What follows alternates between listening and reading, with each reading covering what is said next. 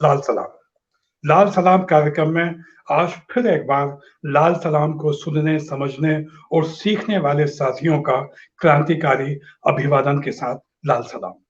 साथियों, हम सब जानते हैं कि जो जिस जगह, जिस देश में पैदा हुआ, वो वहां का नागरिक है। उस देश की जल, जंगल, जमीन पे उसका हक है। उसको उस देश में जीने के, आगे बढ़ने के, विकास के सारे मौके मिलना चाहिए। उसको किसी भी हालत में दोयम दर्जे का नागरिक नहीं मानना चाहिए और किसी भी किस्म की सांप्रदायिकता से, कट्टरपंथ से उसको बचाना चाहिए। मैं जिस चिंता को लेके बात कर रहा हूं, आप उसको समझने की कोशिश कीजिए और मैं समझता हूं कि आप उसको समझ भी पा रहे होंगे। भारत हमारा देश 1947 में भारत एक विभाजन की त्रासदी के बाद स्वाधीन हुआ। कई साथी पाकिस्तान चले गए, लेकिन बहुत से ऐसे साथी थे, बल्कि बहुसंख्यक मुसलमान ऐसे साथी थे जिन्होंने इस देश को ही अपना देश माना और भारत की जमीन पर ही रहना स्वीकार किया। वो इस देश के नागरिक है। इस देश के मुसलमानों का भी इस देश के विकास में उनकी ही हिस्सेदारी है, उतनी ही हिस्सेदारी है। वो भी इस देश के नागरिक हैं। इस देश की स्वाधीनता के लिए मुसलमानों ने भी कंधे से कंधा मिला के संघर्ष किया। उनकी कुर्बानियों को याद किया जाना चाहिए। लेकिन ये दुख की बात है कि एक सांप्रदायिक राजनीति का उनको बार बार शिकार बनाया जाता रहा। उनको दोयम दर्जे का नागरिक साबित करने की साजिशें सांप्रदायिक ताकतों द्वारा की जाती रही। उनको बदनाम करने की साजिशें सांप्रदायिक ताकतों द्वारा की जाती रही। तो मुसलमानों को बदनाम करने की सांप्रदायिक राजनीति क्या है, इसके खतरे क्या हैं और इसका प्रतिरोध करने के लिए क्या किया जाना चाहिए, इन सारी चिंताओं और सवालों को लेके आज हमारे साथ एक बहुत समझदार नौजवान योद्धा साथी, जो एक पत्रकार के रूप में समाज के कई कई मोर्चों पे बच्चों की शिक्षा को लेके, कमजोर तबके के स्वास्थ्य और रोजगार को लेके, महिलाओं के हितों की रक्षा के लिए संघर्ष करने वाले योद्धा नौजवान साथी जावेद अनीस जी हमारे साथ है। तो आज के कार्यक्रम में जावेद जी, आपका स्वागत है। लाल सलाम के साथ हम आपको क्रांतिकारी अभिवादन करते हैं। तो जावेद जी, बहुत जी, जी, जैसा कि मैंने आपसे बहुत कहा, शुक्रिया। जी, जी जी, जी जी जी, तो बहुत शुक्रिया सैलन भाई। जावेद, मैं दूसरी बार आपसे इस कार्यक्रम में जुड़ा हूँ जी और जी दूसरी जी, बार शामिल करने के लिए बहुत शुक्रिया। हम लोग याद करते हैं कि इस लाल सलाम कार्यक्रम का दूसरे एपिसोड में आप अपने साथियों के साथ शामिल जी, हुए थे। जी, फिर एक बार जी, आपका स्वागत है। तो जावेद भाई, जी, आज का जो है विषय, मुसलमानों को बदनाम करने की सांप्रदायिक राजनीति। ये कहा जा कहते हैं सांप्रदायिक ताकतें कि मुसलमानों का तुष्टीकरण किया जा रहा है, जबकि सच्चर कमेटी की रिपोर्ट तो ये कहती है कि देश के आम मुसलमान की हालत सबसे बदतर है। उनको शिक्षा के क्षेत्र में, रोजगार के क्षेत्र में, स्वास्थ्य के क्षेत्र में और तमाम तमाम डेवलपमेंट के जितने भी मोर्चे हैं, जो मौके मिलने चाहिए थे, वो मिल ना पाए। उनको दोयम दर्जे का नागरिक साबित करने की साजिशें की जाती रही। उनको कई कई बार गद्दार और देशद्रोही, ना जाने क्या क्या साबित करने की साजिशें करके बदनाम किया जाता रहा। लेकिन सच्चर कमेटी की रिपोर्ट जो बताती है कि मुसलमानों की हालत बहुत दयनीय है, तो हम बात को शुरू करें उसके पहले मैं चाहूंगा कि सच्चर कमेटी की रिपोर्ट क्या थी, आप 2-4 मिनट या 5 मिनट में बताइए जी, जावेद जी, सच्चर कमेटी की रिपोर्ट के बारे में। जी जी, जी। सैलन भाई, जैसे आपने सच्चर कमेटी रिपोर्ट का जिक्र किया, ये यूपीए सरकार के कार्यकाल में आई एक रिपोर्ट थी, जिसमें भारत में जो मुस्लिम समुदाय है, उनकी जी सामाजिक, आर्थिक और शैक्षणिक स्थिति का एक रिसर्च दस्तावेज प्रस्तुत किया जी गया था। जी ये एक केंद्र सरकार की रिपोर्ट थी और जी जिसमें ये पाया गया था कि जो मुस्लिम समुदाय है, वो जी, एक तरह से आर्थिक रूप से सरकारी नौकरियों में, जी, शिक्षा के क्षेत्र में, अ, जी, बाकी जो समुदाय हैं उनसे भी जी, खासकर जो इवन जो दलित समुदाय हैं, आदिवासी जी, समुदाय हैं, उनसे भी कई मामलों में पिछड़ा हुआ है। हुँ, और एक तरह से ये पहला दस्तावेज था जिसने रिकॉग्नाइज किया था कि जो भारत के मुसलमान हैं, वो तमाम तुष्टीकरण के आरोपों के बावजूद भी किस तरह से इतने पिछड़े हैं। तो हुँ, दरअसल इसमें एक चीज और है कि जब हम किसी भी समुदाय की बात करते हैं, खासकर हुँ, भारत के संदर्भ में मुस्लिम समुदाय की बात करते हैं, हुँ, तो एक उनको एक ही पहचान में ढाक लेते हैं कि जैसे मुस्लिम मतलब सब एक ही तरह से होंगे। हुँ, लेकिन हुँ, मुसलमानों में भी बहुत सारी विभिन्नताएं हैं। जैसे हुँ, अगर केरला का मुसलमान होगा और उत्तर भारत का कोई मुसलमान होगा, तो दोनों एक दूसरे की भाषा, एक दूसरे की कल्चर, आर्थिक रूप से एक दूसरे से बहुत भिन्न है। हुँ, मुसलमानों में भी जाति होती है, क्षेत्र के आधार पे जैसे बाकी हुँ, विभिन्नताएं हैं, उसी तरह से हुँ, मुसलमानों में भी क्षेत्र के आधार पे विभिन्नताएं। अगर केरला का मुसलमान उत्तर भारत के मुसलमान से बात करेगा तो आपस में बात नहीं कर पाएंगे। एक हुँ, दूसरे के खाने को मतलब उनका खान-पान बिल्कुल अलग है, पहनावा बिल्कुल अलग है। हुँ, उनमें भी जाति है। जैसे हुँ, हिंदू समाज में जाति है, इस्लाम में हुँ, जाति व्यवस्था नहीं है, लेकिन चूंकि इस क्षेत्र में हिंदू समुदाय में या हिंदू धर्म में जाति व्यवस्था का है, तो इसी तरह से उसका असर पड़ा है, जिसकी वजह से मुसलमानों में भी जाति व्यवस्था है। तो कई हुँ, सारी जातियां ऐसी हैं, जैसे मुसलमान मध्य प्रदेश में भी आप देख लीजिए हेला समुदाय है, मुस्लिम में भी हेला समुदाय होते हैं। हुँ, तो आप ये देखिए कि उनकी भी जो सामाजिक पूरे समुदाय में हो सकता है कि कुछ लोगों की आर्थिक स्थिति अच्छी हो, हुँ, लेकिन जो मैक्सिमम है, उनकी आर्थिक स्थिति बहुत ही खराब है। हुँ, बाकी जो समुदाय है जैसे हिंदू समुदाय हो गए या हुँ, बौद्ध हो गए, उनको आरक्षण का लाभ मिलता है। लेकिन हुँ, यहाँ के जो दलित और पिछड़े मुस्लिम हैं, उनको आरक्षण का लाभ भी नहीं मिलता है। तो जनरली अरे! जो एक नजरिया रहा है कि सभी मुसलमानों को एक ही नजरिए से देखने का, एक ही तरीके से देखने का, वो एक तरह से गलत रहा है। हुँ, मुसलमानों में भी बहुत सा जैसे हिंदुस्तान एक भिन्नता वाला देश है। हुँ, यहाँ अलग-अलग प्रदेश है, अलग-अलग भाषाएँ हैं, अलग-अलग जातियाँ हैं।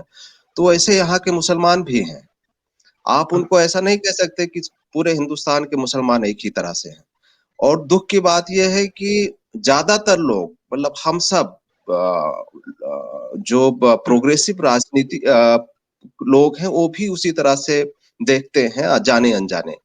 तो हाँ, हमको ये एक तरह से इसको बहुत कायदे से रेखांकित करने की ज़रूरत है और सच्चर रिपोर्ट ने एक तरह से इस बात को भी रेखांकित किया था। दूसरा जो सच्चर कमेटी का रिकॉग्निशन तो हुआ कि एक तरह से मुसलमान समुदाय काफ़ी पिछड़े हुए हैं। लेकिन प्रॉब्लम क्या हुई कि इस पे कुछ किया नहीं गया। हुँ, उस पे बहुत ज़्यादा एक्शन नहीं हुआ। उसको जो हिंदूवादी राजनीति करने वाले लोग हैं, उन्होंने एक तरह से हथियार के रूप में उपयोग करना शुरू किया। जैसे गुजरात उस समय के जो तत्कालीन गुजरात के मुख्यमंत्री थे, आज प्रधानमंत्री हैं, उन्होंने इस सच्चर रिपोर्ट को नकारा। हमारे मध्य हुँ, प्रदेश के मुख्यमंत्री ने भी कहा था कि हम इस रिपोर्ट को नहीं मानते, उस समय भी शिवराज सिंह जी मुख्यमंत्री थे। तो बाकी जो मनमोहन सिंह जी का एक बयान था उस समय, उस रिपोर्ट के बाद कि भारत के संसाधनों पे यहाँ के अल्पसंख्यकों का पहला हक है। सही बात इस स्थिति को देखने के बाद उस है। बयान को भी गलत संदर्भ में पेश किया गया। उसको इस तरह हुँ, से पेश किया गया कि इससे मुसलमानों को स्पेशल स्टेटस मिल जाएगा, उनके लिए स्पेशल प्रावधान किए जाएंगे। तो हिंदूवादी राजनीति ने इसको पॉजिटिव तरीके से देखने के बजाय इसको एक तरह से अपने हथियार के तौर पे यानी जो बहुसंख्यक समुदाय है उसको डराने के तौर पे उपयोग किया।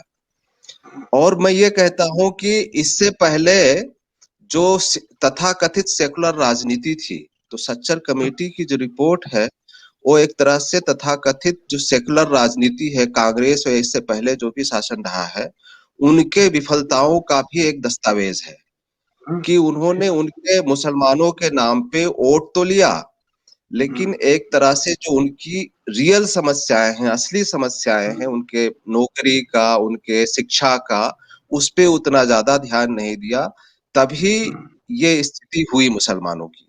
तो मैं दोनों तरफ से, एक तो इसका मिसयूज हुआ और दूसरी तरफ ये एक तरह से जो तथाकथित सेकुलर राजनीति है उसके विफलताओं का दस्तावेज भी है कि आपने इतने सालों तक उन जिस समुदाय के नाम पे राजनीति की, उस समुदाय की यह हालत है और आप इतने लंबे समय तक सत्ता में रहे। तो तो ये जो मैं कहूंगा कि ये विश्वासघात किया गया देश के मुसलमानों के साथ। इस जी विश्वासघात को देश के मुसलमान किस तरह महसूस करते हैं? आपको क्या लगता है इस बारे में? जी। अभी मुझे लगता है कि 2014 के बाद से फिर जो मुसलमानों का भारत में मुस्लिम समुदाय का मुख्य एजेंडा है, या जो जिस एजेंडे पे उनको ढकेल दिया गया है कि कैसे अपने जान माल की हिफाजत करें, शिक्षा या जो बाकी जिंदगी के रियल इशू हैं वो बहुत पीछे छूट गए हैं।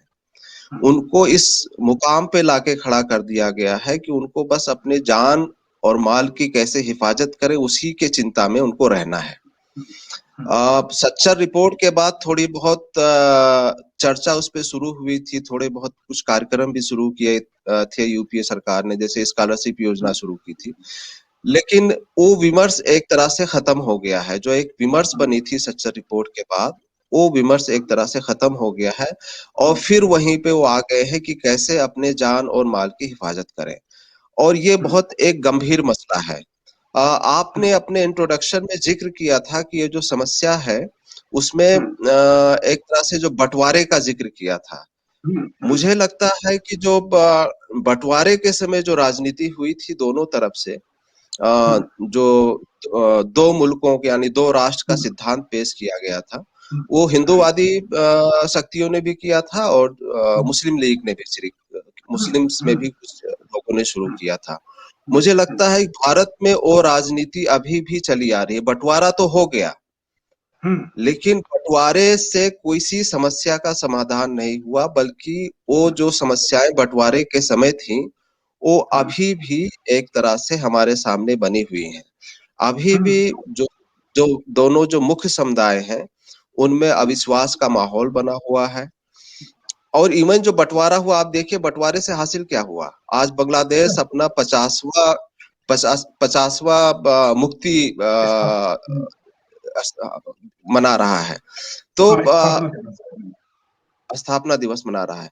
बांग्लादेश एक तरह से सबसे बड़ा एक तरह से एक उदाहरण है कि कैसे ये जो दो राष्ट्र की परियोजना थी या सपना था वो बिल्कुल फेल है। बट बांग्लादेश का अस्तित्व में आना बंटवारे का सबसे बड़ा नकार है कि उसको एक तरह से नकारा है बांग्लादेश के अस्तित्व में आने में।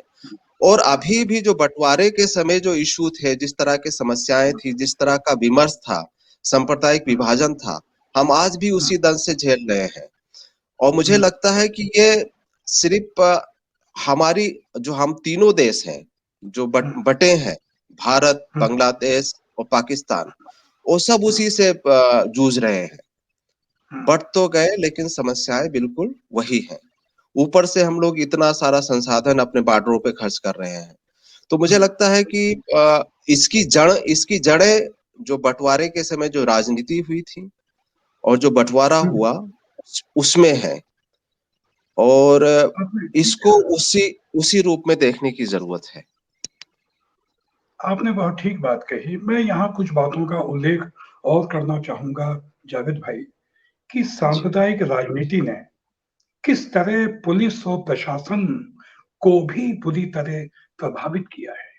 इस सांप्रदायिक राजनीति के दुष्परिणाम पुलिस और प्रशासन में देखने को मिलते हैं। कोई भी बात पे एक गरीब तबके के मुसलमान को शक की दृष्टि से देखा जाता है। बेवजह जेलों में कितने मुसलमान इस समय बंद हैं, कितने मुसलमानों को देशद्रोह के झूठे आरोप में बंद कर दिया गया, उनकी सुनवाई नहीं होती, उनकी फाइलें खो गई। किसी तरह सुनवाई होकर फाइलें मिलने के बाद कुछ लोग जो बाहर आए, उन पे कोई आरोप साबित ना हुआ, लेकिन उनका जीवन बर्बाद कर दिया गया। 370 हटाने के बाद कश्मीर में मुसलमानों पे किस तरह से अत्याचार किए गए, उनके घरों के हजारों बच्चे किस तरह से गायब हैं, उनका कहीं कोई अता पता ठिकाना नहीं है, उनका इंटरनेट बंद कर दिया गया, उनको इस दुनिया से काट दिया गया। और प्रशासन में, सरकारी कर्मचारियों में, बैंकों में, बीमा में मुसलमानों की संख्या बहुत कम है। तो आखिर ऐसा क्यों है? आप इसको किस दृष्टि से देखते हैं, जावेद भाई? जी। मुझे लगता है कि आजादी के समय से या 1920 के आसपास से जिस तरह से यहाँ पे हिंदुत्ववादी शक्तियों में, यहाँ हिंदूवादी नहीं हिंदुत्ववादी शक्तियों का कह रहा जी। हूँ, दोनों अलग अलग चीज हैं। हिंदुत्ववादी जी। शक्तियों जो एक तरह से भारत को बहुसंख्यक हिंदूवादी राष्ट्र बनाना चाहती हैं, जिनका यह सपना है, उन्होंने जिस तरह से समाज के हर तबके में काम किया है जी। और आज इस स्थिति में पहुंच गई हैं कि राज सत्ता और केंद्र की राज सत्ता और अलग अलग राज्यों की राज सत्ता में जी। उनका एक तरह से वर्चस्व है। समाज जी। के समाज के हर क्षेत्र में उनका दखल है। तो जी। उन्होंने जिस तरह से, और उनका लक्ष्य है कि एक जी। तरह से भारत को एक बहुसंख्यक हिंदूवादी राष्ट्र बनाना, और जी। उन्होंने एक तरह से यहाँ के जो अल्पसंख्यक हैं जी। उनको जी। एक तरह से दुश्मन के तौर पे पेश किया है। जी। यानी अगर आपको जी। रहना है तो जी। वो कहते हैं कि आपने अपना पाकिस्तान तो ले लिया, अब आपको रहना है तो हमारे रहम पे रहिए, सेकंड क्लास सिटीजन बन के रहिए। और उन्होंने जिस तरीके से काम किया है उसका असर हम लोग देख रहे हैं कि आज प्रशासन में भी, पुलिस महकमे में भी, इवन जुडिशरी में भी, यूनिवर्सिटीज में भी जिस तरह से अपनी विचारधारा के लोगों को वो लोग तैयार कर रहे हैं, उसका असर हमें देखने को मिल रहा है। इसलिए हम देखते हैं कि कई बार इवन मीडिया में, आप मीडिया में देखिए, दो एग्जांपल लीजिए कि जो अभी ये घटना हुई थी पिछले साल कोरोना के समय, कि जमातियों ने इतना कोरोना फैला दिया, ये कर दिया, और इससे पहले अभी इस साल यहाँ कुंभ की जो घटना हुई है, दोनों में जो आप रिस्पांस है मीडिया का इन सेना दोनों में भी। केसेस, जी, तो इन दोनों केसेस में जो मीडिया का रिस्पांस है, जब जमातियों वाला जो केस हुआ था उस पे कितना उन्होंने हंगामा किया था, पूरे मुस्लिम समुदाय को टारगेट किया गया था। आज देखिए कि एक तरह से जो कुंभ वाला जो केस हुआ, कुंभ जो कराया है एक तरह से सरकार ने कराया है, उत्तराखंड की सरकार ने कराया है। विज्ञापन निकल रहे थे अभी 15-20 दिन पहले, जो भारत के मुख्य समाचार पत्र हैं उनमें बड़े बड़े प्रधानमंत्री के और उत्तराखंड के मुख्यमंत्री के फोटो लग रहे थे, और जिस तरह से उसको महिमा मंडित किया जा रहा था, वहां के मुख्यमंत्री कह रहे थे कि हम इसे किसी भी कीमत पे कुंभ को नहीं रोक सकते हैं। तो वो एक तरह से दिखाता है कि किस तरह से मीडिया का रवैया यहाँ के जो अल्पसंख्यक समुदाय हैं, खासकर जो मुस्लिम समुदाय है, उसको लेके है। तो मैं ये मानता हूँ कि इसके लिए बाकायदा एक सुनियोजित प्रक्रिया चलाई गई है, जो खासकर हिंदूवादी शक्तियां हैं, जिसमें मैं आरएसएस को प्रमुख मानता हूँ। तो उन्होंने जिस तरह से पूरे समाज में, समाज के अलग अलग हिस्सों में जो प्रक्रिया चलाई है, उसका असर हम लोग देख रहे हैं। और आज हम इस स्थिति में पहुंच गए हैं कि हम लोग सिर्फ उसका प्रतिरोध ही कर पा रहे हैं, इवन अब धीरे धीरे प्रतिरोध भी करने की स्थिति में नहीं रह गए हैं। तो जिस तरह से उन्होंने पिछले करीब 80-90 सालों की जो समाज में और सिस्टम के अलग अलग क्षेत्रों में जो प्रक्रियाएं चलाई हैं, उसका एक तरह से दुष्प्रभाव हमें देखने को मिल रहा है। उनका मुख्य टारगेट यही है कि एक दुश्मन है। समस्या यह है कि भारत में जो खासकर मुस्लिम समुदाय की जो आबादी है, वो इतनी है कि जिसे एक बड़ा दुश्मन के तौर पे पेश किया जा सकता है। ये सिखों के साथ ये नहीं है, ना ईसाइयों के साथ है, क्योंकि उनका प्रतिशत काफी कम है। लेकिन मुस्लिम 10 से 15% के बीच हैं, तो उन्हें एक दुश्मन के तौर पे पेश किया जा सकता है। और वो जो हिंदूवादी शक्तियां हैं, इसलिए उन्हें आसानी देता है कि मुस्लिम समुदाय को एक मानस तैयार करे उसके खिलाफ। तो आप देखिए समाज में जो आज मानस बना है, वो एक तरह से जो उन्होंने लंबी प्रक्रियाएं चलाई हैं, दुष्प्रचार किए हैं, उसमें उनकी जो अलग अलग तरीके रहे दुष्प्रचार करने के, उसका आज प्रतिफल हम लोग देख रहे हैं। आपने ठीक बात कही। मैं यहाँ कुछ चिंताओं और कुछ बातों को आपसे शेयर करना चाहूँगा जावेद भाई, कि जी, सांप्रदायिक ताकतें जब सत्ता में आती हैं, तो ज़ाहिर है वो पूँजीवादी एक खेल होता है। वो पूँजीवादी ताकतों की सहायता के लिए ही काम करती हैं, जैसे आज हम देश में देखते हैं कि धर्म की बिल्कुल, राजनीति के नाम पे सिर्फ़ 20 बड़े पूँजीपतियों के स्वार्थों की सिद्धि की जा रही है, बैंकों को बेचा जा रहा है, सार्वजनिक क्षेत्र को बर्बाद किया जा रहा है। तो जनता का ध्यान इन बुनियादी मुद्दों से हटाने के लिए वो धर्म की राजनीति का दुरुपयोग करते हैं, बहुसंख्यक वर्ग की सांप्रदायिकता को बढ़ाते हैं, मुसलमानों को एक खतरा बताते हुए। तो और फिर होता ये है जावेद भाई, कि बहुसंख्यक की सांप्रदायिकता से अल्पसंख्यक की सांप्रदायिकता भी कहीं न कहीं बढ़ती है, और जब अल्पसंख्यक की सांप्रदायिकता बढ़ती है, तो बहुसंख्यक की सांप्रदायिकता को फिर एक बड़ी ताकत मिल जाती है। तो एक सांप्रदायिकता दूसरी सांप्रदायिकता को ताकत पहुँचाती है। ये पिछले 20-30 सालों में हमने भारत में जी, खुल के देखा है। तो ये जो बिल्कुल, चिंताजनक स्थिति है कि सांप्रदायिकता का प्रतिरोध करने के लिए जनता में, खासतौर पर मुसलमानों में जन शिक्षण की किस तरह से आवश्यकता है? आप इसको किस तरह से देखते हैं? खासतौर पर 2 घटनाओं का मैं उल्लेख करना चाहूँगा, बाबरी मस्जिद का ध्वंस और गुजरात का नरसंहार। ये 2 मुख्य घटनाएँ ऐसी हैं, जिनसे बहुसंख्यक की सांप्रदायिकता बढ़ी, उसको सत्ता में आने का मौका मिला और मुसलमानों का संकट बढ़ता गया। तो इस पूरे परिदृश्य में मुसलमान क्या करे? जावेद भाई? जी। अ, मुझे लगता है कि जो हमारे देश में जो सेकुलरवाजी राजनीति रही है, जो सेकुलरिज्म के नाम पे जो राजनीति की गई है, वो ज्यादातर चुनावी राजनीति रही है। वो एक तरह से सेकुलरिज्म को सेकुलरिज्म एक बहुत व्यापक शब्द है या अवधारणा है, जी। जिसमें लेकिन उसको बना दिया गया है कि एक तरह से मुसलमानों का प्रोटेक्शन, हुँ, उसको जिस तरह से प्रेजेंट किया गया भारत के संदर्भ में, आप बिल्कुल। देखिए कि सेकुलरिज्म, इसीलिए जो भारत का जो बहुसंख्यक समुदाय है, वो सेकुलरिज्म की अवधारणा से अपने आप को जोड़ नहीं पाता है, क्योंकि उसका मतलब ही बता दिया गया कि ये एक तरह से मुसलमानों का संरक्षण है। सेकुलरिज्म का मतलब मुसलमानों का संरक्षण। अ, जबकि सेकुलरिज्म एक व्यापक अवधारणा है, जिसमें जो वैज्ञानिक चेतना की बात हो जाए, लोकतंत्र की बात हो जाए, स्त्रियों की बात हो जाए, या एक तरह से अपन जाति समानता की बात करें, तो इसको व्यापक रूप से पेश करने की जरूरत है। तो मुझे लगता है कि इसको हम हिंदू और मुस्लिम के तौर पे ना देखें, बल्कि इस तरह से देखें कि कैसे जो सेकुलर शक्तियां हैं या सेकुलरिज्म की राजनीति करने वाले लोग हैं, वो किस तरह से इस सेकुलरिज्म की अवधारणा को व्यापक संदर्भ में समाज में रखें। अ, सिर्फ सांप्रदायिकता, हम लोग क्या कर रहे हैं कि सेकुलरिज्म का जो मतलब है वो एक तरह से सांप्रदायिकता के खिलाफ प्रतिरोध हो गया, जो कि एक इसकी बहुत ही सीमित और एक तरह से गलत व्याख्या है या गलत प्रस्तुतिकरण है।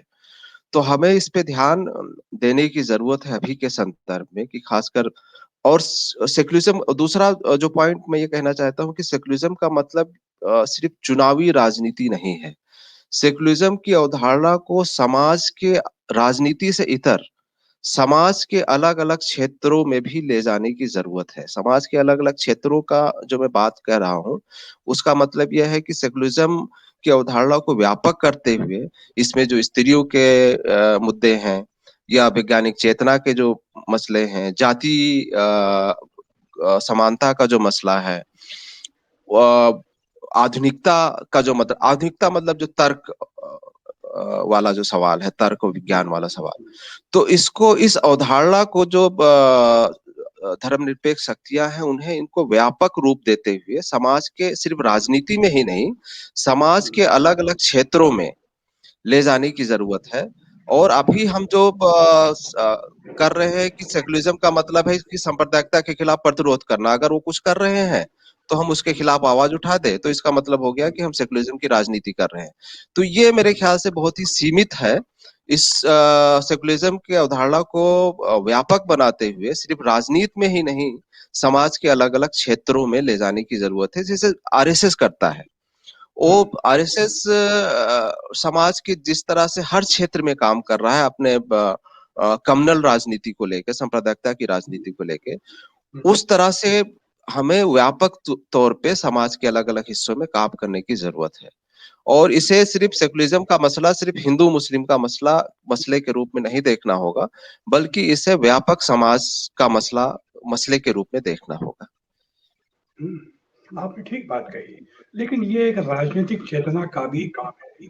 आपको क्या लगता है कि देश के अल्पसंख्यकों, खासतौर पर मुसलमानों को अब किस तरह की राजनीतिक चेतना की आवश्यकता है? कांग्रेस के साथ उन्होंने देखा कि अब कांग्रेस का भी जिस तरह से भाजपा की सांप्रदायिक राजनीति ने कांग्रेस को भी जड़ों तक प्रभावित किया है, यह हम सबने देखा। तो ऐसे में अल्पसंख्यकों को क्या वामपंथी राजनीति के साथ खुल के आना चाहिए? आप क्या सोचते हैं? बिल्कुल।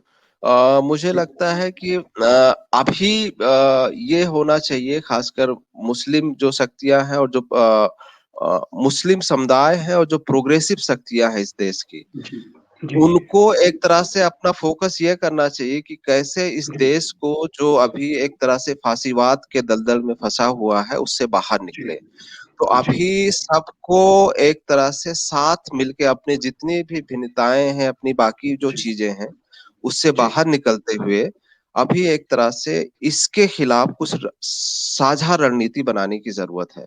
और जी, इसे इस तरह से पेश करने की जरूरत है कि फांसीवाद सिर्फ मुसलमानों के लिए खतरा नहीं है, या हम जी, जिस संकट में फंसे हैं, आज देखिए कि हम जिस तरह से ये महामारी को डील किया जा रहा है, वो सिर्फ मुसलमानों सिर्फ उससे परेशान नहीं है, या सिर्फ अल्पसंख्यक परेशान नहीं है, उससे हुँ, सभी लोग परेशान हैं। तो अगर आप धर्म के नाम पे जो राजनीति करने वाले हैं, उनको वोट देंगे, तो वो मंदिर और इस तरह की चीजों पे तो बहुत अच्छा करेंगे।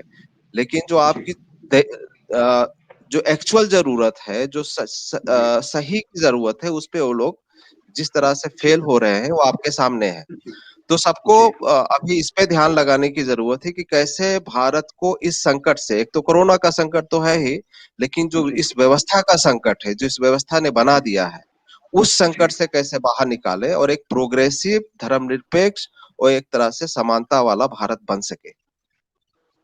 जी, आपने बड़ी महत्वपूर्ण बात कही, इसके लिए शिक्षा का सबसे ज़्यादा महत्व है और इसके साथ ही मैं सोचता हूँ कि नेतृत्व में मुसलमानों को आगे बढ़ने के लिए देखिए कि अभी 5 राज्यों के हुए चुनाव, बमुश्किल 5 राज्यों में 100 मुस्लिम प्रतिनिधि जीत के आए, उस पर भी सांप्रदायिक ताकतें हल्ला कर रही हैं कि 100 लोग जीत के आ गए। अरे भई 1000 सीटों में से अगर लगभग 100 मुसलमान आ गए तो कौन-सा हाय तौबा मचाने की आवश्यकता है? आखिर उनका भी तो बराबरी से हक है। तो वो कौन-सी राजनीति हो? एक बड़ी महत्वपूर्ण बात अभी आज पिछले दिनों आपने देखी कि जिसे जहाँ राम मंदिर अयोध्या का बन रहा है, उस जगह सांप्रदायिक ताकतों की पंचायत चुनावों में हार हुई है और जी, जिस क्षेत्र में मंदिर है वहां उस खास तौर पर उस अयोध्या की पंचायत में एक मुस्लिम व्यक्ति जी। मुख्य बने हैं। ये बड़ी महत्वपूर्ण बात है। तो किस बिल्कुल। रणनीति के तहत देश के मुसलमानों को इस देश में नेतृत्वकारी क्षमता के रूप में आगे बढ़ने के लिए क्या किया जाए? आप क्या सोचते हैं? मुझे लगता है कि जो मुसलमानों को अपनी जो दूसरी पहचाने हैं, जी, जैसे मुसलमान एक बिजनेसमैन हो सकता है, जी, या जी, एक सामाजिक कार्यकर्ता हो सकता है, तो अपनी जो मुस्लिम पहचान है, उससे थोड़ा जी, आगे जाते हुए समाज के अलग-अलग क्षेत्रों में भागीदारी करनी चाहिए। जी, जो अभी जो मुस्लिम समुदाय का भी जो नेतृत्व है, अभी भी ज्यादातर एक तरह से जो धार्मिक लोग हैं, उन्हीं के हाथों में है। जी, तो उससे जी, थोड़ा आगे बढ़ते हुए जो जी, समाज के पढ़े लिखे तबके हैं, जो थोड़े जी, प्रोग्रेसिव तबके हैं, उनको थोड़ा सामने आते हुए और जी, व्यापक समाज में भागीदारी करनी चाहिए। आपने जो अयोध्या का जिक्र किया, मुझे लगता है कि जिस गांव में एक सरपंच जीते हैं, शायद उस गांव में उनकी एक ही फैमिली है, हाँ। बाकी हिंदू समुदाय के लोग हैं। तो एक तरह से एक विश्वास शायद उन्होंने जो अपना अपने मुस्लिम पहचान से इतर उन्होंने जो समाज में अपना एक तरह से पहचान बनाया होगा, जो काम किया होगा, तो लोगों ने हिंदू मुस्लिम नहीं देखा, उनके मुस्लिम पहचान से परे उनके जो दूसरे काम हैं उनको ज्यादा तरजीह दी होगी। तो मुझे लगता है कि अगर इस तरह से और लोग सामने आए जो अपने मुस्लिम पहचान से इतर जो उनकी और दूसरे जो पहचान है उसको सामने रखते हुए समाज में आगे बढ़े, तो उससे एक सकारात्मक माहौल बन सकता है। और मुझे नहीं लगता कि समाज में अभी ये स्थिति आई है कि एक तरह से पूरी तरह से एक समुदाय को लोगों ने नकार दिया है। अभी भी काफी स्पेस बचा हुआ है और उसका बहुत सकारात्मक तरीके से उपयोग किया जाना चाहिए। आपने बड़ी महत्वपूर्ण बात कही जावेद भाई। आज भी देखिए, सांप्रदायिक ताकतों को पूरे देश में सत्ता मिल नहीं पाती। बमुश्किल 25 या 26 या 30% वोट उनका है, लेकिन 70% से ज्यादा संख्या इस देश की जनता जो है वो सांप्रदायिकता को ठीक नहीं समझती। तो एक सेकुलर प्रोग्रेसिव लोगों का व्यापक मोर्चा जो बने, उसमें देश के मुसलमानों की पूरी सहभागिता हो, तो इस व्यापक मोर्चा को बनाने से हम सांप्रदायिक राजनीति का भरपूर प्रतिरोध कर सकते हैं, मुकाबला कर सकते हैं। और दूसरी बात ये कि अगर कहीं भी कोई कट्टरपंथी वारदात अगर मुस्लिम तबके में भी होती है, तो देश के मुसलमानों को उस कट्टरपंथ का विरोध करना चाहिए बिल्कुल। कि ये गलत बात है। तो आप इसको किस तरह से सोचते हैं? जी। मैं आपकी बात में ही जोड़ना चाहूंगा। जैसे आपने कहा कि जो प्रोग्रेसिव ताकतें हैं इस देश में, तो उन्हें सिर्फ राजनीतिक रूप से ही नहीं बल्कि समाज के रूप में भी, समाज के अलग अलग क्षेत्रों में भी मिलकर काम करने की जरूरत है। अभी क्या हो रहा है कि ज्यादातर जो हम लोग जो प्रोग्रेसिव ताकतें हैं वो एक तरह से चुनावी संदर्भ में ही एक तरह से जो समाज के लोग हैं उनसे संवाद कर रही हैं। लेकिन समाज में इस तरह से संगठन बनाने की जरूरत है कि किस तरह से भारत को सांप्रदायिक राजनीति से खतरा है, भारत किस तरह से इससे पीछे जा रहा है, भारत किस तरह से इससे भारत के लोगों को, यानी सिर्फ मुसलमानों को ही नहीं बल्कि सभी समुदायों को परेशानी हो रही है। इसको व्यापक रूप से समाज के हर हिस्से में ले जाने की जरूरत है। दूसरी जो बात आपने बहुत महत्वपूर्ण बात कही है कि अगर मुस्लिम समुदाय में भी अगर कुछ कट्टरपंथी लोग हैं या सामने आते हैं, कुछ हरकत करते हैं, तो समाज के लोगों का और जो तथाकथित प्रगतिशील लोग हैं उनको उसी तीव्रता से उसका विरोध करना चाहिए, उसके खिलाफ बोलना चाहिए। अभी जनरली क्या होता है कि जब खासकर मुस्लिम समुदाय के लोग, मुस्लिम समुदाय में कुछ लोग अगर कुछ कट्टरपंथी लोग इस तरह की बात करते हैं तो उनका हम उस तरह से प्रतिरोध नहीं कर पाते हैं या उनका विरोध नहीं हो पाता है।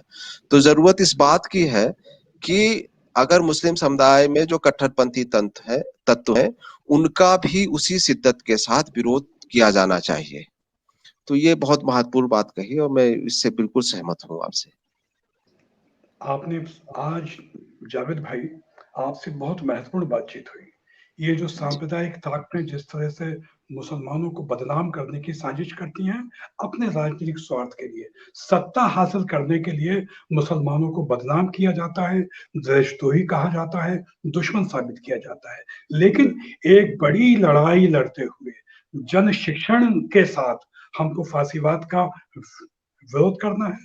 इस देश के लोकतंत्र को बचाने के लिए, देश के संवैधानिक मूल्यों को बचाने के लिए, और हमें विश्वास है कि एक बड़ा व्यापक मोर्चा बना के हम सब इस काम को कर सकेंगे। तो जावेद भाई, आज आपसे इस महत्वपूर्ण बातचीत करने के लिए फिर एक बार आपको लाल सलाम, आपका क्रांतिकारी अभिवादन, और लाल सलाम सुनने, समझने, सीखने वाले सभी साथियों को इस आंदोलन का सहभागी बनने के लिए लाल सलाम इनकलाब जिंदाबाद। जावेद भाई आपको लाल सलाम और साथ ही ईद मुबारक। जी, बहुत बहुत शुक्रिया। आपको भी लाल सलाम, सभी साथियों को लाल सलाम।